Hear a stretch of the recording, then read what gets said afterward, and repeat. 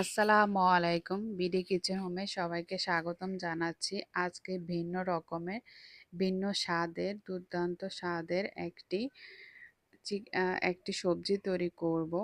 সেই সবজি তৈরি করার জন্য আমি এখানে 5 পদের সবজি নিয়েছি।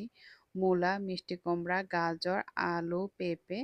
আপনারা যে কোনো ধরনের সবজি নিতে পারেন। তারপর আমি সবজিগুলোকে পুরাতন গরম পানিতে দিয়ে দিলাম এবং শেষে দিয়ে দিয়েছি মটরশুঁটি।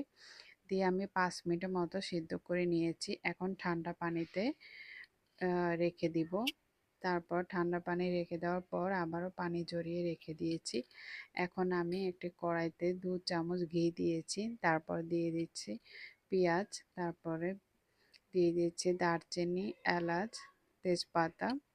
তারপর নেড়ে চেড়ে আমি দিয়েছি চিকেন এবং লবণ।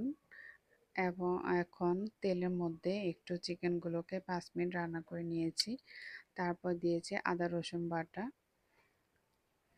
আদা রসুন বাটা দেওয়ার পরও আমি কয়েক মিনিট রান্না করে নিয়েছি। তারপরে হলুদ গুঁড়া, মরিচের গুঁড়া, জিরার গুঁড়া, গরম মশলা গুঁড়া, তারপর দিয়েছি বাদাম বাটা দিয়েছি 1 টেবিল চামচ। তারপর একটু পানি দিয়ে মশলাগুলোকে কষিয়ে নিচ্ছি। তারপর দিয়ে দিচ্ছি স্বাদ মতো কাঁচামরিচ। এখন কষিয়ে নেওয়ার পর আমি দিয়ে দিয়েছি সেই সিদ্ধ করা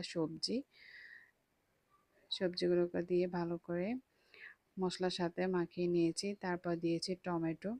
এখন আমি চিনি, কর্নফ্লাওয়ার 2 চামচ, গুঁড়া দুধ 2 চামচের একটি মিশ্রণ বানিয়ে সবজির সাথে দিয়ে দিয়েছি। তারপর সাথে দিয়েছি 1 কাপের মতো পানি। আপনারা যেরকম সবজি খেতে পছন্দ করেন সেরকম পানি দিবেন। তারপর আমি একটু মাখামাখাই করব, তাই আমি 1 কাপ দিয়েছি। তারপর দিয়ে দিচ্ছি গোলমরিচ। তারপরে শেষে আবার দিয়েছি 2 চামচ গুঁড়া দুধ এবং 1 চামচ ঘি। এখন আমি ঢাকনা দিয়ে ঢেকে 5 মিনিট মতো রান্না করে নিয়েছি।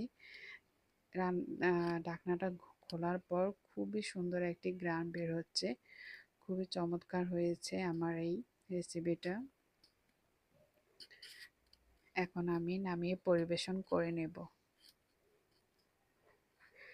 দেখতেই পাচ্ছেন খুবই সুন্দর হয়েছে এবং খেতেও খুব মজা হয়েছে। আপনি এই সবজিটা পোলাওর সাথে, পরোটার সাথে, রুটির সাথে সব কিছু পরিবেশন করতে পারেন। ভিডিওটা ভালো লাগলে কমেন্ট করে জানাবেন এবং লাইক করবেন। আল্লাহ হাফেজ।